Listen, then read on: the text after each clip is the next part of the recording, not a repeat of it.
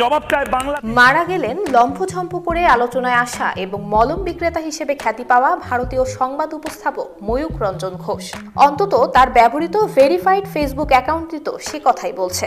সাধারণত মৃত ব্যক্তিকে স্মরণীয় করে রাখতে তাদের ফেসবুক অ্যাকাউন্টে রিমেম্বারিং ট্যাগ লাগিয়ে দেয় ফেসবুক। তবে তার মৃত্যুর ঘোষণা কোনো ঘনিষ্ঠজন কিংবা ভারতীয় কোনো সংবাদ মাধ্যমে আসেনি। তাই বিষয়টা নিয়ে শুরু হয়েছে বিতর্ক। অনেকে তো বলছেন জীবিত অবস্থাতেই মেরে ফেলা হয়েছে ময়ূক রঞ্জন ঘোষকে।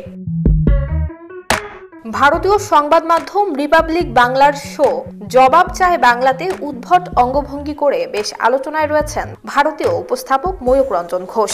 একবার এখানে তো আরেকবার ওখানে ছুটছেন স্টেজের এক প্রান্ত থেকে অন্য প্রান্তে।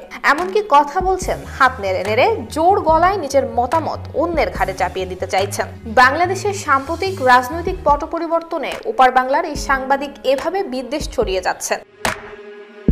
বাংলাদেশ নিয়ে বিতর্কিত বিভিন্ন মন্তব্য করে ব্যাপক আলোচনার জন্ম দিয়েছেন তিনি। স্ক্রিনের সামনে বেশ নাটকীয় ভঙ্গিতে উপস্থাপনা করেন ময়ূক, ছড়ান মিথ্যা আর বানোয়ার তথ্য, বোনেন সাম্প্রদায়িকতার বীজ।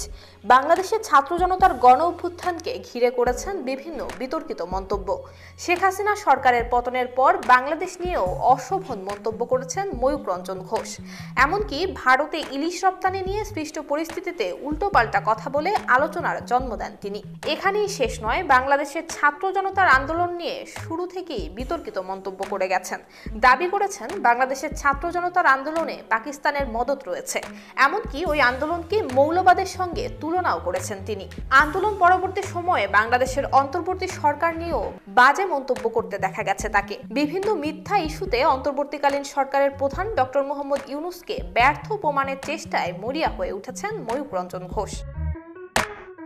ময়ূক শুধু বাংলাদেশ নিয়েই নয়, পশ্চিমবঙ্গের মুখ্যমন্ত্রী মমতা ব্যানার্জিরও কড়া সমালোচক।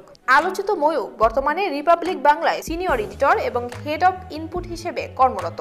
এর আগে তিনি বিবিপি আনন্দ, টাইমস অব নাও এবং নিউজ বাংলা 18-এ কাজ করেছেন। মিথ্যার পসরা সাজিয়ে বসা ময়ূক রঞ্জন ঘোষকে নিয়ে বিতর্ক কম নয়। রিপাবলিক বাংলায় জবাব চায় বাংলা প্রোগ্রামের হোস্ট ময়ূক বাংলাদেশি অনুপ্রবেশকারী বলেও দাবি করেছেন পশ্চিমবঙ্গের লেখক মানিক ফকির। এছাড়া ভারতের কমিউনিস্ট পার্টি মার্ক্সবাদীর একজন নেতা ময়ূককে বিজিবির আইটি সেলের নেতা বলেও অভিযোগ করেন। যদিও এত শত শত অভিযোগ থাকা সত্ত্বেও সকলের চোখে চোখ রেখে প্রোপাগান্ডা ছড়িয়ে যাচ্ছেন ময়ূক রঞ্জন ঘোষ। নুসরাত জাহান মেহেক, জয় জয়।